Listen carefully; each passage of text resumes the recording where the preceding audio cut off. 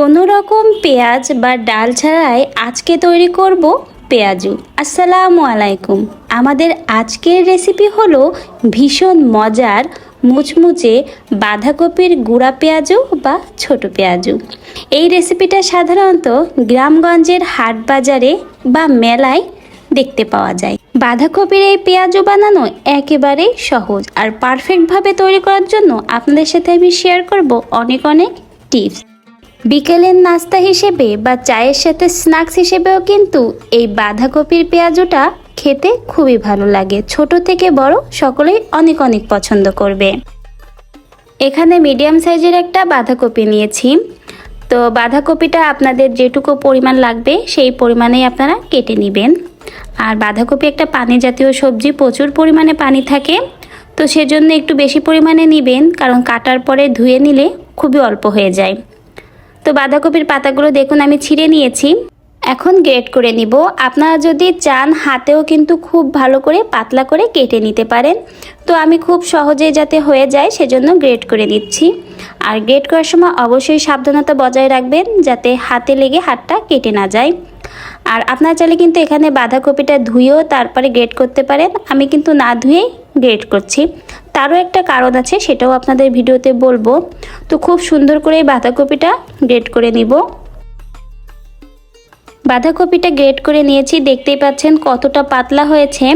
তো আগে কেন ধুয়ে নেয়নি বাঁধাকপিটা, সেটার কারণ হলো বাঁধাকপিটা সফট করার জন্য এর ভিতরে আমি কিছুটা লবণ দিব। এতে করে বাঁধাকপির গায়ে যে এক্সট্রা পানিটা থাকে সেটা বের হয়ে যাবে।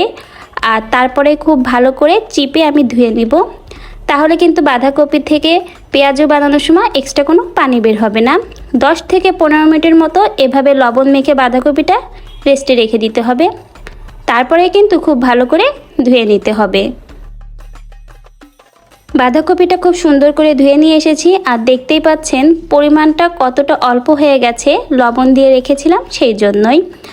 আর এখানে কিন্তু ধোয়ার সময় অবশ্যই চিপে চিপে ভেতরের পানিটা বের করে ফেলতে হবে। আর এখন পেঁয়াজু করার জন্য যে সকল মশলা আমার প্রয়োজন সেই উপকরণগুলো আমি নিয়েছি।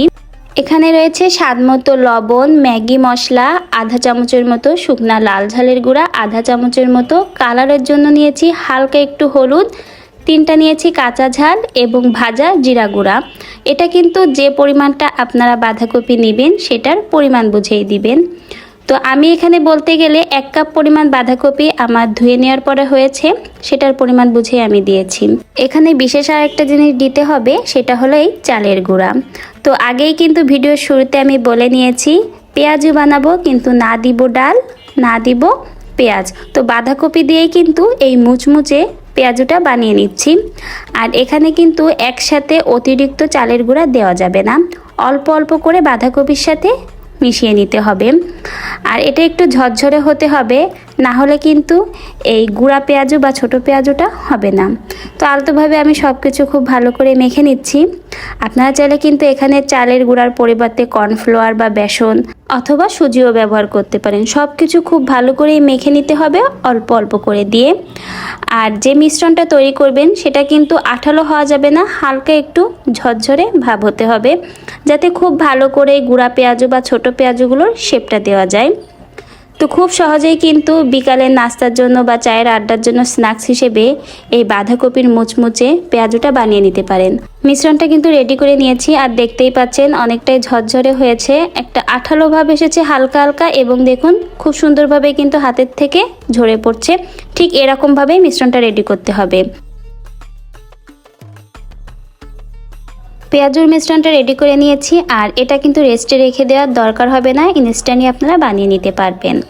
এখন একটা প্যানে আমি রেগুলার সয়াবিন তেলটা আগে থেকেই কিন্তু গরম করে নিয়েছিলাম, আর একে একে এখন পেঁয়াজগুলো দিয়ে দিব।